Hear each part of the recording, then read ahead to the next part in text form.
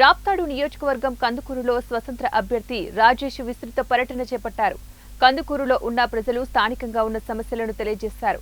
Railway compound wall లేకపోవడం వల్ల తరచూ ప్రమాదాలు జరుగుతున్నాయని ఆవేదన వ్యక్తం చేశారు. త్రాగునీటి సమస్యలు వివరించారు. అలాగే రాజేష్ వారి సమస్యలను విని తాను అధికారం చేపట్టిన తర్వాత పూర్తి పనులు చేస్తామని స్పష్టం చేశారు. కరెక్ట్గా బౌండరీ వాల్ లేక ఎంతో మన ఆవులైనా కానీ అవన్నీ క్రాస్ కావడం వల్ల ఇక్కడ ఎంతోమంది ఇబ్బంది పడుతుందని చెప్పి వాళ్ళు చెప్పారనమాట.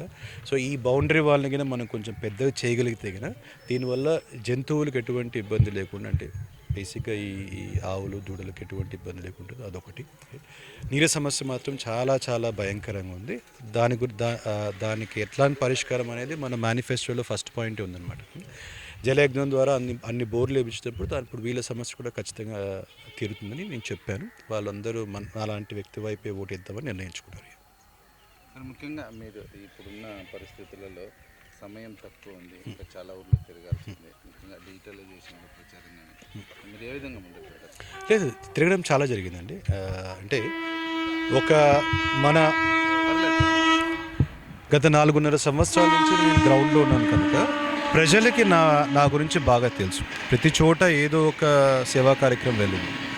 ఇప్పుడు డోర్ టు డోర్ క్యాంపెయినింగ్ అనేది దగ్గర 1 మంత్ నుంచి నేను ఆల్రెడీ ఇది 1 మంత్ క్లోజ్ అవుతుంది. సో చాలా ఊళ్ళు తిరుగుతున్నాం. ప్రతిరోజు ఒక 3,000 మందిని కలవడం వల్ల బాగానే కవర్ చేసామన్నమాట. 90,000 ప్లస్ 1,20,000. ఇంకా ఇంతకు ముందే ఎంతోమంది కలిసాం కనుక మన టార్గెట్ ప్రకారం ముందుకు వెళ్తున్నాం. మా టార్గెట్ 80,000 ఓట్స్ మాత్రమే, రైట్.